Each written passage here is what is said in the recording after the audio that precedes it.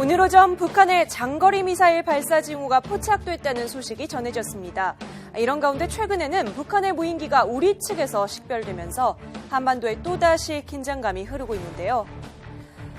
북한이 무인기에 공을 들인 것은 1988년으로 거슬러 올라갑니다.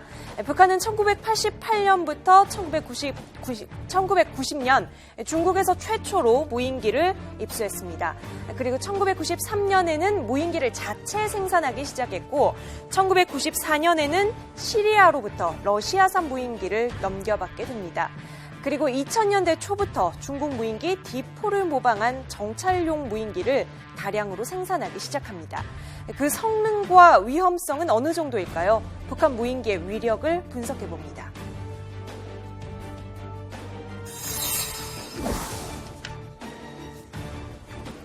북한의 무인기는 작은 동체로 낮고 느리게 난다는 것이 특징입니다. 군 당국은 이번에 포착된 북한 무인기가 러시아에서 들여온 프첼라 기종이나 중국제 D4RD를 개조한 방현 기종 가운데 하나일 것으로 보고 있습니다. 두 기종 모두 동체 길이가 2에서 3m 정도로 크기가 작습니다.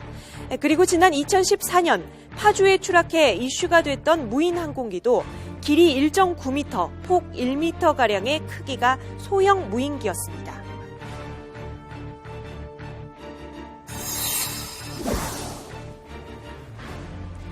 북한은 무인기를 남한으로 날리며 수차례 위협을 가하고 있습니다. 하지만 그 성능은 초보적인 수준이라고 하는데요.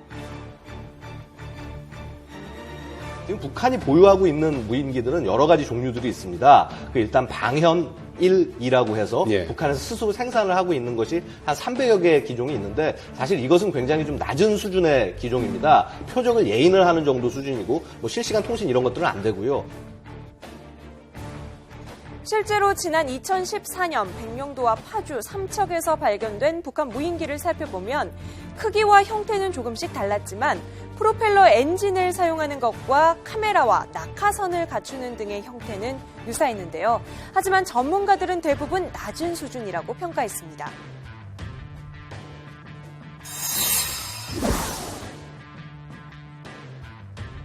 하지만 북한의 무인기가 성능이 낮다고 만만하게 봐서는 안 됩니다. 수준 낮은 무인 항공기의 단점을 역으로 이용할 가능성이 있다는 겁니다. 북한 무인기는 낮게 날고 느리게 가고 작기 때문에 역설적으로 현대의 레이더에 잡히지가 않습니다.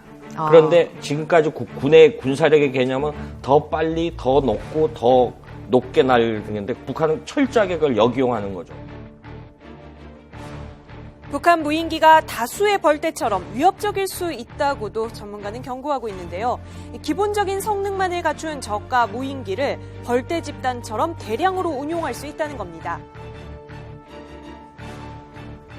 우리의 어떠한 대응 능력을 아마 보기 위한 또는 간파하기 위한 일정한 작전일 것 같고 뿐만 아니라 이 ATN2 특이나 이와 동시에 아마 여러 가지 유사시 때 동시에 들어오는 경우에 우리가 어떻게 지금 막을 다 대응 장치는 없습니다. 제가 보기에는. 그런데 보다 중요하게는 우리는 항상 지금 소일거 외양간 거치기 하는데 이제부터 좀 그런 걸 예견하고 한번 그에 대한 대응 능력을 응징 차원에서 반드시 한다는 거를 오늘 보여줘야 될 때가 아닐까.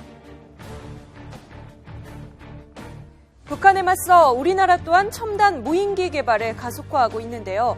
북한은 끊임없이 무인 항공기 개발에 주력하면서 비대칭 전력으로 육성하고 있고 기술 수준이 낮다는 평가에도 불구하고 위협적인 요소들이 있어서 우리 안보에 큰 위협을 주고 있습니다.